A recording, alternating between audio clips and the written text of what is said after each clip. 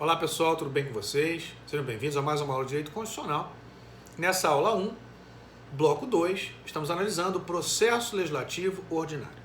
No bloco 1, nós vimos quem é que tem legitimidade a apresentar projeto de lei. Vimos, portanto, os legitimados a apresentar projeto de lei. Vimos qual casa funciona como casa iniciadora, qual casa funciona como casa revisora, portanto. Então, apresentado o projeto de lei, deflagrado o processo legislativo, nós vamos prosseguir no exame, portanto, das demais fases e demais etapas do processo legislativo. Então, lembrando, processo legislativo, 3 fases. Primeira fase, fase introdutória. Segunda fase, fase constitutiva. Terceira fase, fase complementar. Primeira fase, uma etapa, apresentação do projeto. Já na segunda fase, a primeira etapa é a análise pelas comissões. Por que a análise pelas comissões faz parte da segunda fase do processo legislativo? Por força do artigo 58, parágrafo 2º, inciso 1 da Constituição. Olha o que diz lá. Às comissões, em razão da matéria de sua competência, cabe, inciso 1, discutir e votar projeto de lei que dispensar, na forma do regimento, a competência do plenário, salvo se houver recurso de 1/10 dos membros da respectiva casa legislativa. Então veja que a comissão, em razão da matéria, ela pode também discutir e votar projetos de lei que dispensem o exame em plenário. Tá? Nesse caso, se o projeto for aprovado no âmbito da comissão, ele não vai ao plenário da casa, ele segue respectivamente para a casa revisora. O que nós temos aqui é o procedimento terminativo, que um pouquinho mais adiante eu vou detalhar para vocês. Mas primeiramente, temos que examinar a função primária das comissões no âmbito do processo legislativo. Então, cabe às comissões, no âmbito do processo legislativo, emitir parecer sobre o projeto submetido a exame. Emitir parecer relativo à proposição submetida à análise pela respectiva comissão, portanto. Os pareceres podem ser favoráveis à proposição, parecer positivo, ou parecer contrário à proposição, parecer negativo. Os pareceres emitidos pelas comissões têm, em regra, caráter meramente opinativo. Significa dizer que, mesmo sendo um parecer contrário, ele não encerra o processo legislativo. O que ele quer é dar argumentos para um debate mais efetivo adiante. Seja esse debate no âmbito da própria comissão, seja o debate em plenário. Então, mesmo sendo um parecer contrário, em regra, não encerra o processo legislativo. Então, os pareceres emitidos pelas comissões em razão da matéria no âmbito do processo legislativo serão, em regra, meramente opinativos. Mas nós temos 3 exceções. 3 exceções em que o parecer contrário, o parecer negativo, terá efeito terminativo. São os pareceres emitidos pela Comissão de Constituição e Justiça, pela Comissão de Finanças e Tributação e pelas comissões especiais. Comissões especiais são aquelas formadas por, no mínimo, 3 comissões temáticas. Então, os pareceres contrários emitidos pela CCJ, pela Comissão de Finanças e Tributação e pelas comissões especiais terão efeito terminativo. Vão acarretar o arquivamento da respectiva proposição. Portanto, arquivamento do projeto submetido a exame. Professor, onde é que está isso? Lá no artigo 54 do Regimento Interno da Câmara dos Deputados. Olha o que diz lá. Será terminativo o parecer da CCJ, Comissão de Constituição e Justiça, da Comissão de Finanças e Tributação e da Comissão Especial. Então, nesses 3 casos, o parecer contrário terá efeito terminativo, portanto.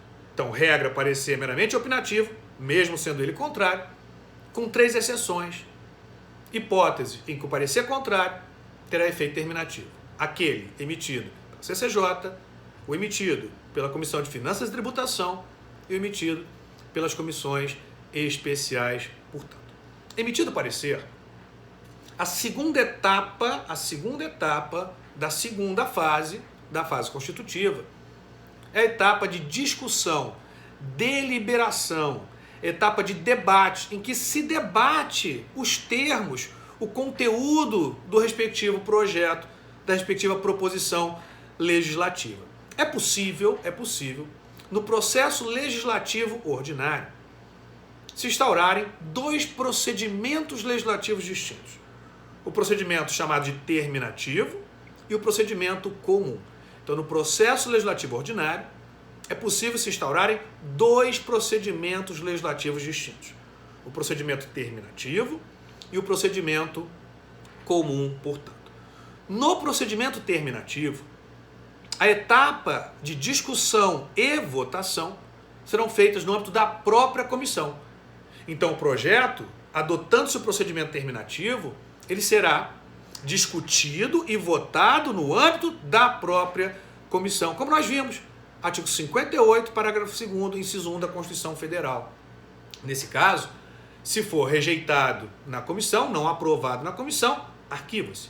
Se for aprovado na comissão pelo procedimento terminativo, ele segue à casa revisora, que também vai adotar o procedimento terminativo, ou melhor, pode adotar o procedimento terminativo nesse caso. Então, se o procedimento terminativo foi adotado na casa iniciadora, aprovado, remete-se à revisora, que também poderá adotar, nessa hipótese, o procedimento terminativo. Portanto, repito, procedimento esse em que a discussão, deliberação, debate e votação se dão no âmbito da própria comissão, sem a questão ser levada a plenário. Salvo se houver, como nós já antecipamos, recurso de 1/10 dos membros da casa. Aí sim a questão será levada a plenário. Mas vamos seguir pelo procedimento comum, tá?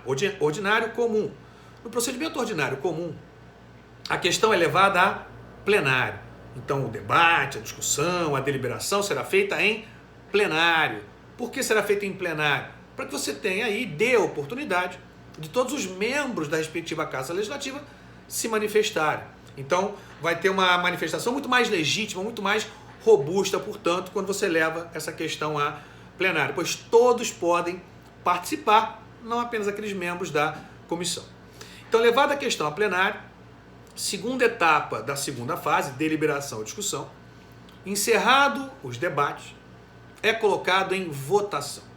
Aqui nesse momento, nós temos que analisar três espécies de quóruns constitucionais distintas. A Constituição traz, pelo menos, três espécies de quóruns constitucionais importantes, relevantes para o processo legislativo. A primeira espécie de quórum constitucional é o quórum de funcionamento.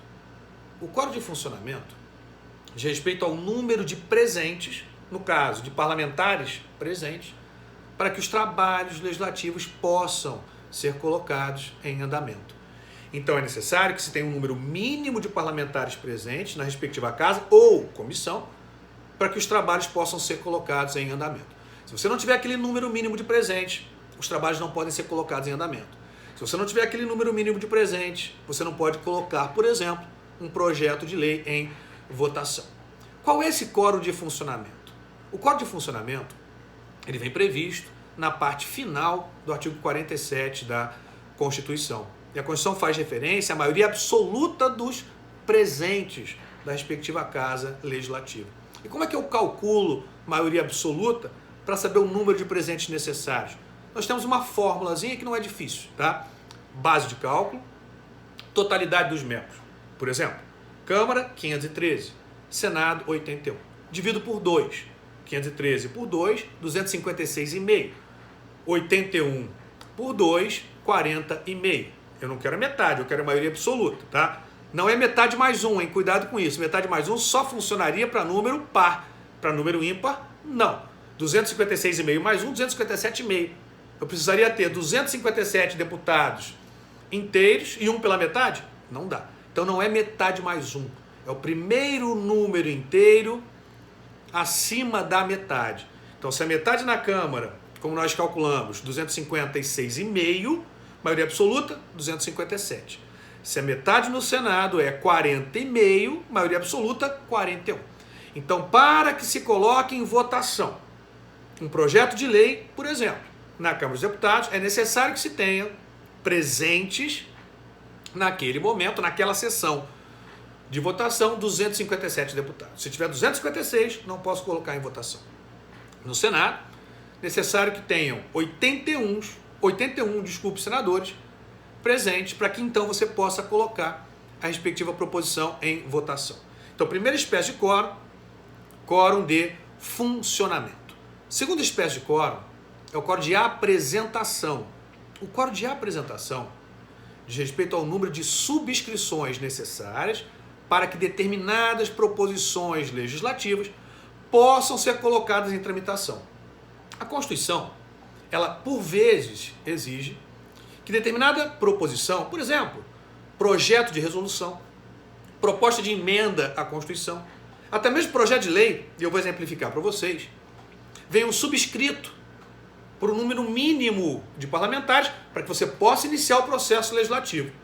Então, o quórum de apresentação, o quórum de iniciativa, ele é exigido na primeira etapa da primeira fase, no momento em que é apresentado o projeto de lei. Vou mostrar 3 exemplos para vocês de quórum de apresentação ou de quórum de iniciativa. Primeiro exemplo, artigo 60 da Constituição, que trata da proposta de emenda à Constituição, inciso 1. Olha o que diz lá. A Constituição poderá ser emendada mediante proposta, inciso 1, de 1/3, no mínimo, dos membros da Câmara dos Deputados ou do Senado Federal. Esse quórum de 1/3 é para aprovar a PEC? Não. É para que a PEC seja colocada em tramitação, se for de autoria parlamentar. Então, se a PEC for de autoria parlamentar, é de autoria do parlamentar X. Ele tem que colher assinaturas para que ela venha subscrita por no mínimo 1/3 dos membros da sua respectiva casa, para só então você iniciar a tramitação. Do contrário, se você não alcançar esse quórum mínimo para apresentação, não poderá a proposta de emenda ser colocada em tramitação. Disse que eu daria 3 exemplos, tá? Segundo exemplo, 155 da Constituição, parágrafo 2º, inciso 5, a linha A. A linha B também, tá? Mas aqui vai servir como um único exemplo. Então diz lá, 155, parágrafo 2º, inciso 5, a linha A e B. É facultado ao Senado Federal, a linha A, estabelecer alíquotas mínimas nas operações internas mediante resolução de iniciativa de 1/3. Veja que essa resolução, para ser colocada em tramitação, aqui no caso do Senado, tem que vir subscrita por no mínimo 1/3 dos membros do Senado Federal. Olha a linha B.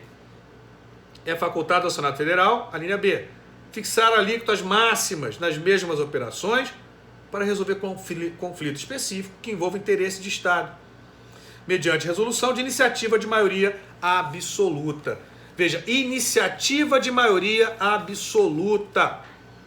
Logo, esses dois dispositivos, a linha A e B, na primeira parte deles, você tem o quórum de apresentação, o quórum de iniciativa. Mas disse que daria 3 exemplos. Artigo 67 da Constituição. Olha lá.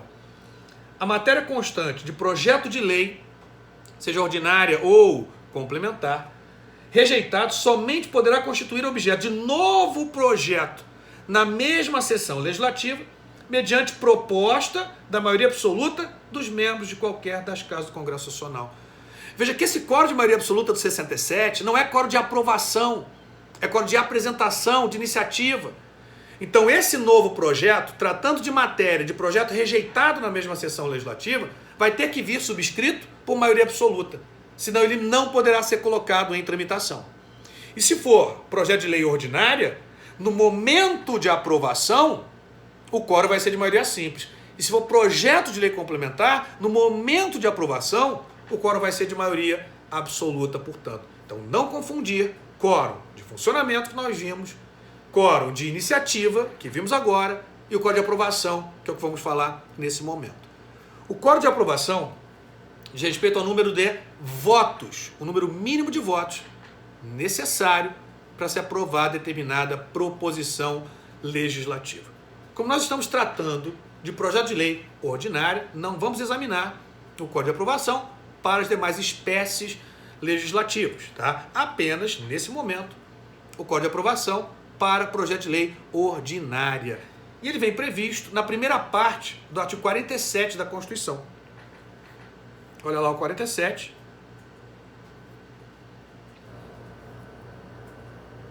Salvo disposição constitucional em contrário, as deliberações de cada casa e de suas comissões serão tomadas por maioria de votos. Primeira parte. Esse é o quórum de aprovação. Olha na parte final. Na parte final nós temos outra espécie de quórum. Presente a maioria absoluta dos seus membros. Então, essa maioria absoluta da parte final é quórum de funcionamento, presença. Já na primeira parte, votos, quórum de aprovação. Então, quando eu fizer referência a presente, funcionamento. Votos, aprovação, portanto. A regra no processo legislativo, tanto para as decisões das comissões como plenárias, é o quórum de maioria simples, de aprovação de maioria simples. Já para as demais espécies legislativas é necessário que tenha previsão expressa em sentido contrário. Se não tiver nada previsto, aplica-se o 47, maioria simples, portanto. Como é que eu vou calcular esse quórum de maioria simples? Veja, acredite, né? A gente tem divergência em relação a como se calcula esse quórum. Uma corrente majoritária na doutrina entende que a base de cálculo é o número de presentes.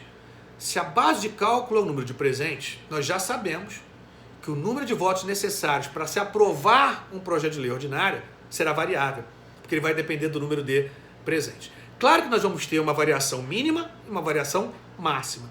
Tá? Então ele vai ter que transitar entre o mínimo e esse máximo. Qual é o mínimo? O mínimo necessário para o quórum de funcionamento. Na Câmara, por exemplo, 257. Se eu tiver menos, eu não posso votar. Então esse vai ser o mínimo de presentes necessários para que eu possa votar, portanto. E no Senado, 41. E o máximo, a totalidade dos membros. Mas eu posso ter variação. Tá? Logo, a base de cálculo vai ser o número de presentes dentro desse quórum mínimo de funcionamento e do quórum máximo, que é a totalidade dos membros. Imaginemos, por exemplo, que no dia de votação de um projeto de lei ordinária, na Câmara, nós tenhamos presentes 301 deputados. Então esse é o número de presentes. Vai ser, portanto, utilizado como base de cálculo. Vou dividir 301 por 2, 150,5. Não quero a metade, arredondo, 151 votos nesse caso. Mas eu posso ter um número diferente de presentes. Vamos imaginar que eu tenha naquele dia presente não 301, mas 257. Esse é o número de presentes, a base de cálculo, divido por 2. 128,5, arredondo, 129 votos necessários. Então veja aqui, o quórum para aprovação de um projeto de lei ordinária, ele não é fixo, ele é variável, porque ele vai variar a partir do número de presentes naquela sessão de votação. Já os demais quórums constitucionais, que vamos analisar nas aulas posteriores, maioria absoluta, 3/5, 2/3, os demais quórums de aprovação serão fixos. Então, o variável é o de maioria simples, os demais são fixos, um número fixo. Posso até antecipar aqui de maioria absoluta? Quantos votos serão necessários para aprovar um projeto de lei complementar na Câmara? 257. Quantos votos serão necessários para aprovar um projeto de lei complementar no Senado? 41. Independentemente do número de presentes. Eu posso ter a totalidade, que esse é o número de votos necessários. Eu posso ter menos do que a totalidade, não menos do que o mínimo necessário para funcionar, mas o número de votos para aprovação será exatamente o mesmo. 257 na Câmara, 41 no Senado, para aprovar o projeto de lei complementar, porque o número é fixo, porque a base de cálculo é igualmente fixa, totalidade dos membros. Já como eu disse, no quórum de maioria simples, a base de cálculo é variável, o número de presentes. Então essa é a primeira corrente.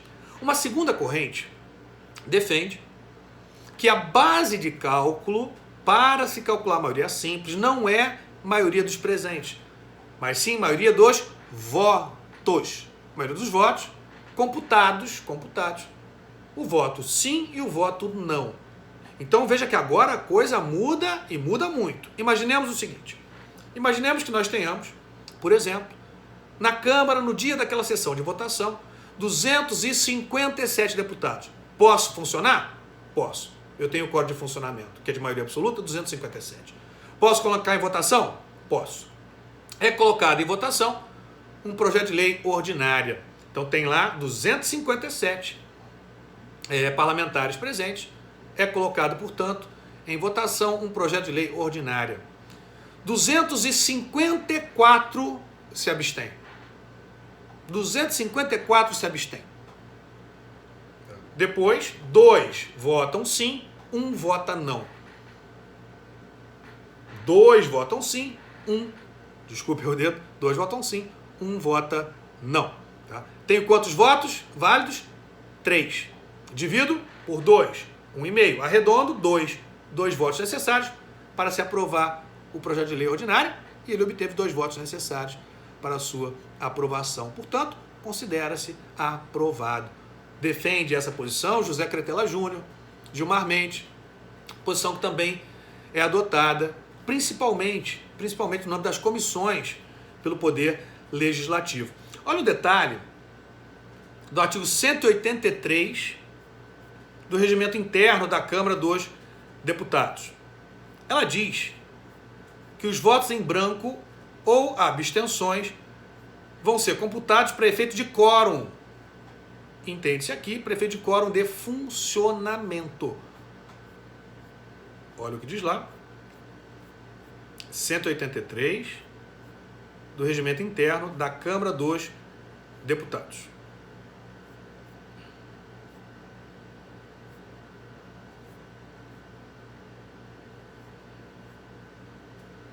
Os votos em branco, parágrafo 2º, 183, parágrafo 2º. Os votos em branco que ocorrerem nas votações por meio de cédulas e as abstenções verificadas pelo sistema eletrônico só serão computados para efeito de quórum. Só serão computados para efeito de quórum de funcionamento aqui nesse caso. É o que tem sido interpretado pelo próprio Poder Legislativo. Então, só serão computados para efeito de quórum de funcionamento, para você ver se você tinha um número mínimo de presente, tá? Para que se pudesse funcionar, portanto. Então, se você adotar essa posição, você pode ter, por exemplo, como eu disse no caso que nós trouxemos, no exemplo que nós demos, um projeto de lei ordinária aprovado, por exemplo, por 2 votos. Tivemos há pouco tempo noticiado, saiu nos jornais, causou até um certo espanto, né? Que 118 projetos de lei ordinária, muitos aqueles de nome de rua, né, praça, etc., mas não importa. O código de aprovação é exatamente o mesmo, tá? Então, 118 projetos de lei ordinária teriam sido aprovados pela comissão, foi adotado um procedimento terminativo, por um único voto. Olha aí, por um único voto. E o que aconteceu nesse caso? Tá? Você tem lá uma comissão composta por um número X de parlamentares. E era uma época muito próxima de recesso, de final de semana, né? A gente sabe que Brasília fica vazia. E você teve lá aquele que ficou presidindo a comissão.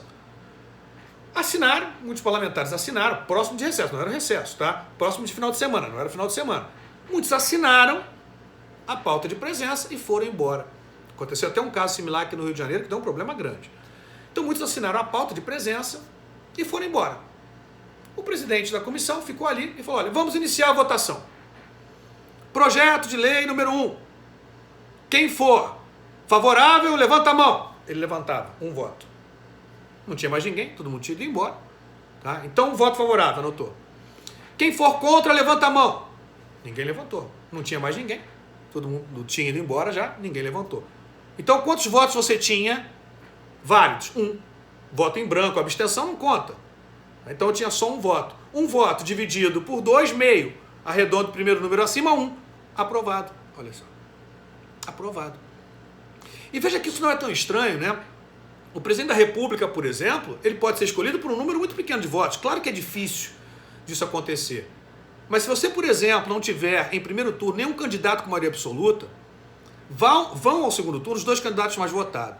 E no segundo turno, considera-se eleito aquele que tiver o maior número de votos válidos, tá? Não computados os votos em branco e nulos. Então, por exemplo, se você tem a população brasileira, claro que isso é impossível, tá? Mas se você tem a população brasileira não comparecendo, se abstém.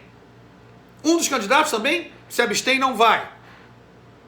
Um único candidato vai. Ele fala, não, eu vou. Vota nele. Um voto. Não vou contar o branco nem nulo. Né? Vota nele. Votou nele, divide por 2, meio, arredonda 1. Foi eleito por um voto, portanto. Veja. E vai dizer que foi eleito à unanimidade. Vai dizer que foi eleito à unanimidade, portanto. Então, quórum de aprovação para projeto de lei ordinária é de maioria simples. Tem essa divergência. Se a base de cálculo é o número de presentes, posição majoritária na doutrina, ou se a base de cálculo é o número de votos válidos. Sim e não. Branco e abstenção não conta. Branco e abstenção, como diz o regimento, conta só para efeito de quórum de presença, quórum de funcionamento, portanto. Essa é uma distinção importante, tá? Visto o quórum de aprovação, Importante sabermos que o projeto de lei ordinária é submetido a um único turno de votação em cada casa. Então, votado em um turno na casa iniciadora, aprovado na casa iniciadora, segue a casa revisora, portanto. Na casa revisora, as mesmas etapas ainda na segunda fase. Então, na casa revisora, será submetido à análise pela comissão, será depois discutido e votado, portanto, com as mesmas observações. Então, segunda fase, primeira etapa, análise pelas comissões, depois deliberação e votação na casa iniciadora. Se rejeitado, arquiva-se. Se aprovado na casa iniciadora, segue a casa revisora. Lembrando, um turno só de votação em cada casa. Casa revisora, mesmas etapas. Análise pela comissão, discussão, deliberação e votação. Se rejeitado, arquiva-se. Se emendado pela casa revisora, volta à casa iniciadora. E onde é que está isso? Parágrafo único do artigo 65. Olha o que diz lá. Sendo o projeto emendado, voltará à casa iniciadora. Mas muita atenção para um detalhe. O STF tem entendido que a emenda promovida pela casa revisora só obriga o retorno à casa iniciadora quando ela alterar substancialmente o projeto aprovado pela casa iniciadora. Logo, se for uma emenda para mera correção de erro de linguagem ou de erro técnico jurídico, sem alteração substancial, ela não precisa retornar à casa iniciadora. Imaginemos, por exemplo, que seja aprovado um projeto na casa iniciadora, dizendo lá problema. Vai à casa revisora, ela corrige para problema. Não precisa voltar. Foi aprovado na casa iniciadora dizendo por quê? Era um projeto Tiririca. Vai à casa revisora, corrige. Por quê? Não precisa retornar, não tem alteração substancial. Foi aprovado na casa iniciadora dizendo que cabe ao Ministério Público oferecer queixa. Segue a revisora, ela corrige. O Ministério Público não oferece queixa, sim denúncia. Não precisa retornar, não houve mudança substancial. Então, não havendo alteração substancial, entende-se que a emenda promovida pela casa revisora não precisa retornar à casa iniciadora. Portanto, logo, aprovado pelas duas casas legislativas, isso encerrando a segunda fase constitutiva no âmbito do Poder Legislativo, ou seja, encerrando a chamada fase constitutiva de deliberação legislativa. Segue o projeto aprovado, ainda nessa segunda fase constitutiva, para o Poder Executivo. Então, o projeto aprovado pela Casa Iniciadora e pela Casa Revisora, pelas duas casas legislativas, segue a chamada fase de deliberação executiva. Ou seja, na segunda fase constitutiva, nós temos a fase de deliberação legislativa, que nós encerramos agora, e aprovado, ele segue a fase de deliberação executiva. Segue para o presidente da República, que deverá se manifestar em relação ao projeto aprovado pelo Poder Legislativo, portanto. Essa fase vai ser analisada no próximo bloco. Até lá.